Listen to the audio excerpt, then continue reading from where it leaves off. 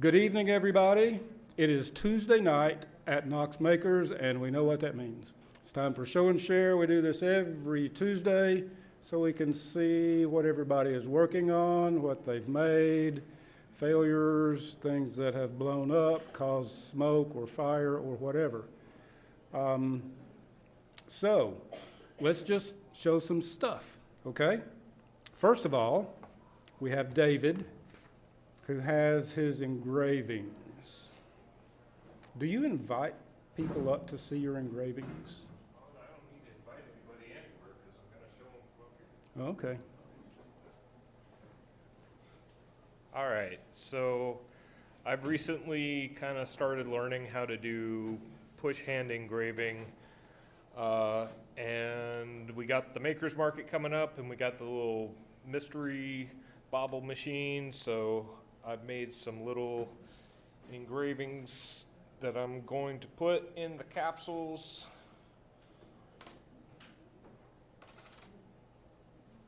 And I'll probably make some more, but this is just a example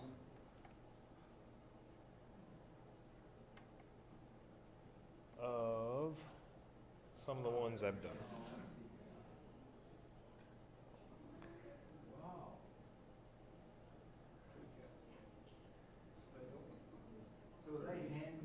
They are all done by hand. How big are those?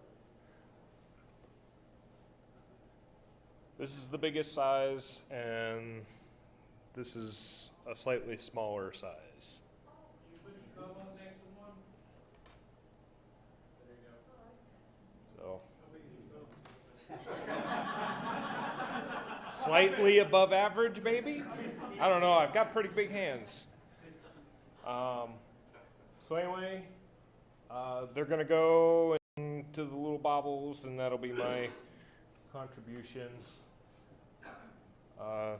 Happy to, oh, question. You said you recently learned how to do this, so like you recently learned how to draw? Because isn't that basically drawing, or is there more to it? Well, you're working with a sharp piece of metal, and you're trying to draw onto metal without like stabbing yourself.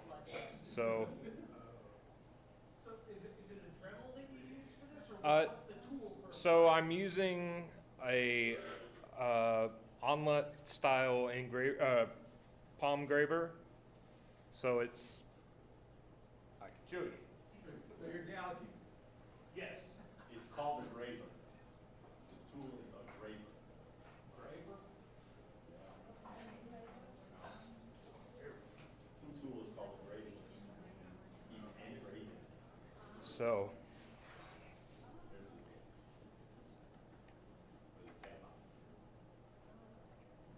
So here's the tool in the handle, and it's basically a sharpened piece of metal, and you're carving your picture into the medium. So it's not powered? It's not. It's all done by hand. Yes. So do you draw on it first with something and then? I do like to take a pencil and do a little sketch, and then I trace my drawings, and if I don't like what I drew, then I can just, wipe it off and make an adjustment, and sometimes I mess up and I have to make an adjustment from there too, so. So make an adjustment after you drew something? You only get one chance at it, so if you slip, then you gotta figure out how to make it not garbage. What's the metal? Is it bronze? This is brass. Any other questions? Do you use a magnifying glass or anything? I do not use magnification right now. My eyes are okay for the moment. Daryl. What does work holding look like? So I've been doing these in a ball vise. I don't have that to show you right now, but I'm not holding it in my hand as to not put the extremely sharp piece of metal into my fleshy bits. All right. Have you ever experienced blood doing this? Not yet. Knock on wood. Yes. I try and have awareness of where the fingies are in relationship to the pointy bits. Yes. All right. Well, thanks, y'all.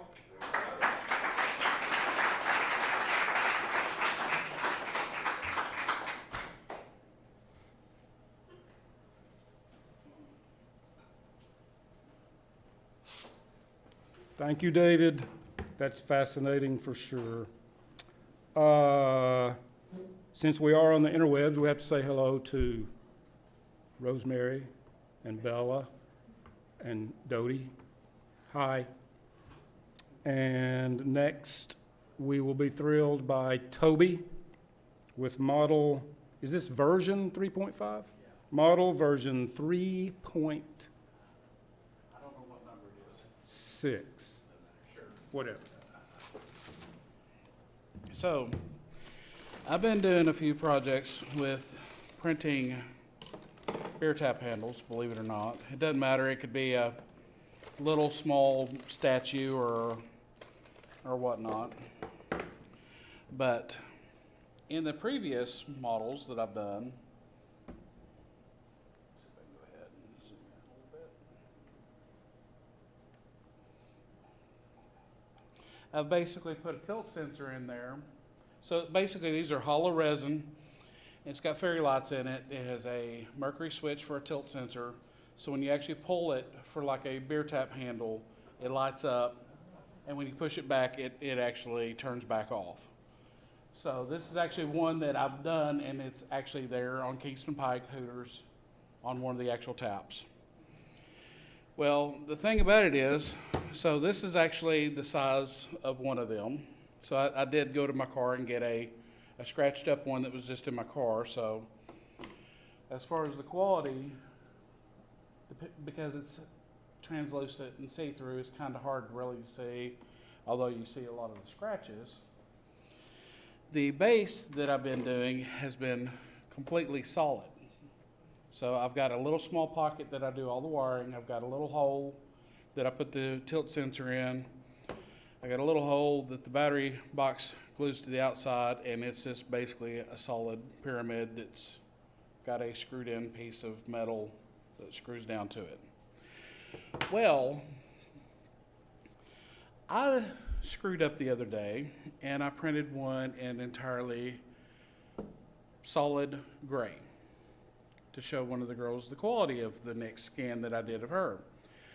Well, in gray, you actually see a lot more detail than you do looking at a translucent version that's clear. So therefore, they assumed that the quality was a lot better than what it really was. And I was like, they're the exact same model. One lights up, the other one doesn't. You can see the shadows on the gray better than you can the see-through blue.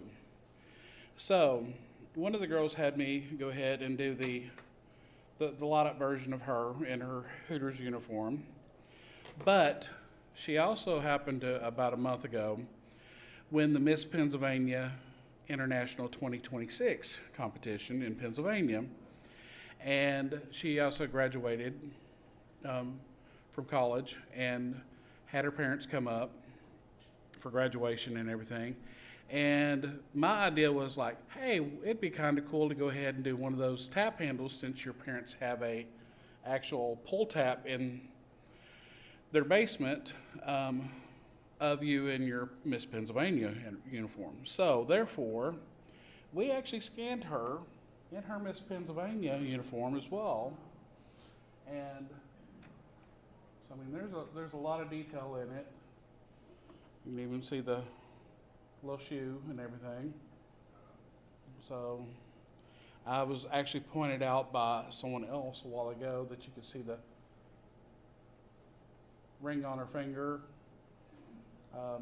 Basically, you can see the eyelids and everything, her eyes. And that crown was a pain in the butt. So the crown, believe it or not, they brought from Pennsylvania, and I used 4 different scanners and could not scan it. The crown, I don't have a picture of what I actually scanned, but it was chrome with little jewels all over it. So therefore, the reflection and the jewels being translucent, I could not scan, and the crown being chrome, it reflected, it would not scan. So I had to ask her parents and her if I could use some 3D scanning spray, which is a real fine powder that you spray on, and it dissipates in 4 hours to nothing. I don't know how it does it, but it just does. It's like magic. So I got permission to do that, and I actually got the crown to scan, and as you can see, I even got the little jewels to come out too on the crown. So, but that's not it. The thing about it is they asked me, okay, you got it in gray. I like the gray because it shows more quality. And I was like, can you go ahead and make it gray? And I said, yes, I can go ahead and do it. I can do a tap handle in gray. That way when it pulls, it doesn't light up. So they asked me the magic question. Can you make the base light up? So before I had time to process it in my head, I said, sure, that could be done. Didn't think about that. So back to the drawing board, and I had to redesign a new base. So in my base, I've actually got a new one that I went ahead and hollowed out. So with the plug missing, this is the little spot that I wire everything up in, all my wiring. That's still the same little 4mm trough that I put in there for the mercury switch. And these two holes down at the bottom are in the wrong spots now, because I realized that after I had printed it, it actually needs to be right here to put the wiring through there. That way I'm not getting to the bottom of that whole thing to get to. So I did redesign it one more after this, but with the plug plugged in, it'll look similar to that. With the top glued on, and then the actual model glued it would look something similar to that right there, which would look all in one, well, it would look in one piece like that right there. So it'd be one continuous piece. Whereas the old ones, they actually were like this right here, together. So I have not printed out one in the translucent, but that's this weekend's job to go ahead and try to get that wired up as well, to test it out, to make sure I get the first one done. The reason why I decided to go ahead and do that this early is if I'm going to send it to her parents, I'm going to make it all light up, top and bottom together. Because if I'm going to do it, I'm just going to go ahead and do it right the first time. And I think it would be kind of cool. And then I'm also going to have one of the gray ones to give them as well. But the other day, and I think I did a talk about this on the show and share, I had, please let me find this real quick. I had actually used the fiber laser engraver. Thank you, John Dale, for helping me out with that. But I had done some metal plates for a trophy as well. And I was thinking back to this project, which is a project that I did about a month ago, that if I could go ahead and take and put the little Miss Pennsylvania International 2026 on the front of that in the metal flashing part, then it would look even cooler to her parents, and that would be brownie points. So that is my final product that will be coming out, and I will show that off once it gets done, assuming that I don't end up giving it out before I can do the show and share. But that is the new iteration. This part right here, just in case Russell asks, this part right here takes about 7.5 hours to print. The base takes about 3.5. I can print multiples at times, but it's how tall the model is in resin is how long it takes to actually do the print. So therefore, I can print 3 or 4 of the bases at the same time, it's still the same 3.5 hours versus 1 at 3.5 hours. This one right here, I can actually print 2 at the same time. So I could do 2 in 7.5 hours instead of 1 in 7.5 hours if I want to go ahead and print like a duplicate of the same thing. Any questions? All right.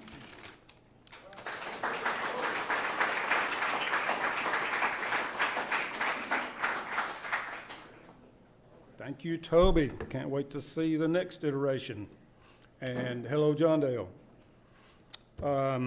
Next, we have Brooke and Matt, who are going to show some sassy glass. And Larry. I don't want to forget Larry. You didn't say Larry. And Larry. And Larry. So we went on a little adventure and drove out to Greenville to do some glass blowing at an old fire hall with an artist that has some art at KMA. It was a ton of fun. The artist was a bit of a yeller. We all got yelled at. A couple of us got smacked a couple of times, but Yeah, we did. yeah, we did. We learned a lot. Larry has done it before. I have done it before. It was Matt's first time. And we're thrilled with what came out. So, Larry made a vessel.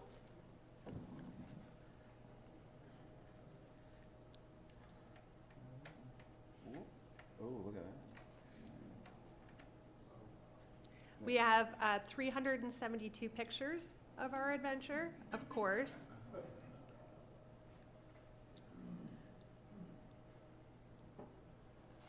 So one of the things that I liked about this was it was guided, but by the end of it, we were pretty much doing everything ourselves, versus, you know, some of the more, I guess, touristy things like maybe Dollywood or something like that. So we were able to gather glass. We were able to actually, you know, Blow color our glass own it. glass. Yeah, Blow glass into a mold. yeah. See that? We made molds here at Knox Makers, some plaster molds to bring with us to try to blow glass into. And because I have an attitude and it rubbed off on them, by the third time I got smacked, I went ahead and took over and told him what I was going to do instead. So, all 3 of us made a successful vessel. And then, thanks to Amanda, who gave us some copper wire to play with, I have been jazzed to try to blow glass into copper wire. We also got into that. So I've been talking about wanting to blow the sun sphere. This quality's terrible. And later, Mr. Russell and I are going to talk about making this into a lamp. Right. Larry made his own design. It was supposed to be a paperweight, but I think it's a little bit bigger than a paperweight. So, yeah, this was actually made with the wife in mind as something to give to her. There it is. And, yeah, there it is, actually being made. So that was a single gather to begin with, and then red bit was brought over and actually kind of like hand formed the heart on the first gather, let that cool a bit, and then did another gather over the top of that to end up with the final. So when we talk about gathering glass on those big metal punties, they're called, you have to put the punty into a furnace and delicately, continuously turning, gather molten glass, and then you style it into what you want. So on the second day after being slapped is when Larry came up and did this fabulous paperweight, which could also be an urban assault weapon because it weighs about 15 pounds. Pulling it out on the second gather was a little bit difficult. It's a heavy heart. It is It's nice. I like it. We also made some flowers. Show that under the Yeah, map. How long was the workshop? It was supposed to be 2 hours and we stayed for 2 days.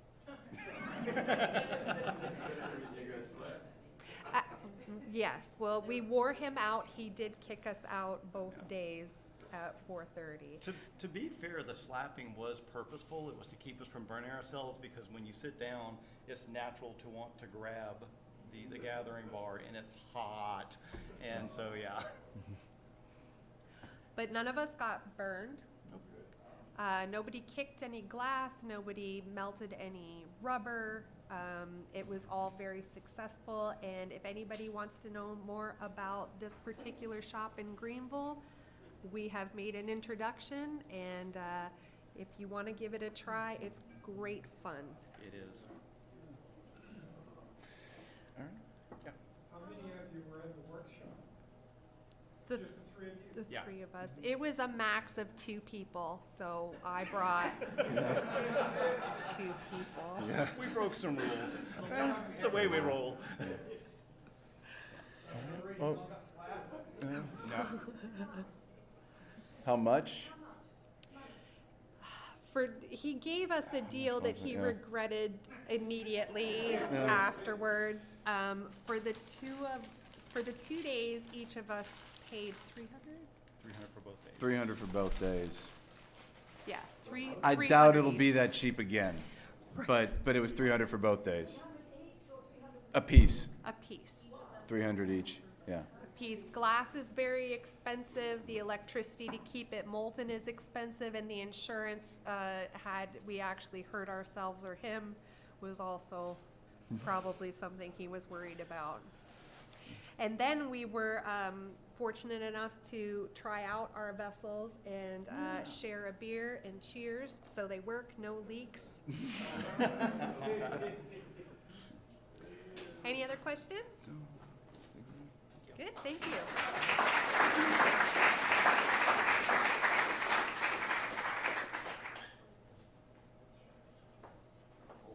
That is absolutely terrific. I really want to do that. And I can't wait to light some of that stuff up. That's going to be fun. We have a couple of announcements, nothing major right now until Aliki talks to us about some stuff. Woodworking. I don't know, you said my name, I got excited. Aliki, come and talk to us. The rest of the announcements don't matter. No, they totally do. I'm lying. Hey, friends! So for those of you that are on Mattermost, you may have seen one of my weekend announcements and then an immediate correction when I accidentally gave out the wrong link. But that's okay, I fixed it before most of you saw it. Sorry to the 2 people, including Sue, that signed up first and then had to re-sign up because I put you guys through the test site. But that's okay, that's okay. I learned stuff through that too. Thank you for actively testing. But this entire discourse is to let you know that for members, the market, sign up for a booth, food trucks, all of that is currently open. You can get to it from Mattermost. If you don't know how to get to it from Mattermost, please catch me before I leave or hit one of the, don't hit or slap. Ask one of the other board members, people with the tags, and they can probably help you get to the application. But we will be opening it to the general public somewhere around the 1st, which I believe is Monday. So, not that we're going to run out of space by Monday, friends, but I always like to prioritize our members because we do this not only for having a wonderful experience of sharing our market with everyone, we also want to help you promote the cool stuff that you make or have learned how to make here, and that is really the awesomest part of our market, is us showing off all the cool stuff that we make. Thank you already to, well, first of all, David, for helping fill our little Artomatic baubles. We are absolutely always looking for more people looking to donate little cool baubles that'll fit. They're right outside the door here if you're not sure if something that you can make will fit in there, but we're always looking for more. And eventually you'll start hearing me coming up here in Mattermost, begging along the shop for volunteers for various things. There will be a lot of different opportunities. I'm going to run it a little different this year. We're going to have a volunteer meetup ahead of the market, friends. So everyone can learn about how everyone else and what they're doing at the market. So you have a little bit of insight of some of the positions that we ask for a little bit of help with. If I heard correctly, we're going to be doing a kill switch as well. So is that true? That's true. That thumbs up from Larry in the back. There are a lot of courses and events and things happening in Mattermost that if you want to participate and build a bot and fight your own robot, that is still a possibility, friends. The Kill Switch channel is I think you put stuff in all members as well, but there's information out there available. The important part of knowing all of this is that our market is going to be in October, on Sunday, October 4th. It's from noon to 5 p.m. I'll repeat that several 100,000 times by the time we get to October.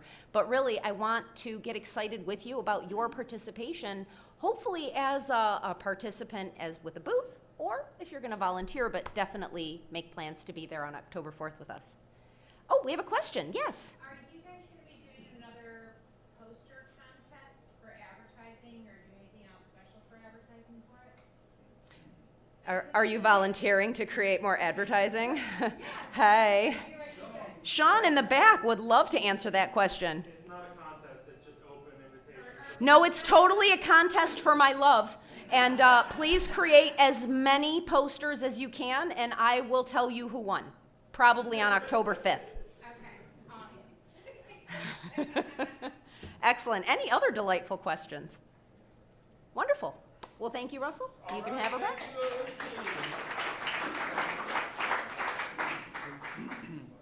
Thank you, Aliki and team, for all the work you do. She and her folks put in so much work for this, and we really appreciate you. So, when it comes time to volunteer to do some stuff, raise your hand and we'll do some stuff. All right, couple of just short announcements. If you need to know about classes, you can go to events.knoxmakers.org and find the upcoming classes. I do know that, as of earlier this evening, Woodworking 101 had a couple of tickets left. That's tomorrow evening. So if you're wanting to get authorized in woodworking, here's your chance. Coming up on Saturday, June the 6th is Quilty Pleasures. Just a time to get together, hang out in Fiber Arts, talk quilty things and whatnot. If you need any other classes or info, just check the events calendar and you can find it there. Aliki's already talked about market and sign-ups. Yay! So that's it for this evening. Thank you so much for being here. Thank you for everybody who showed your cool stuff. Let's just head out to the workshop and make something cool.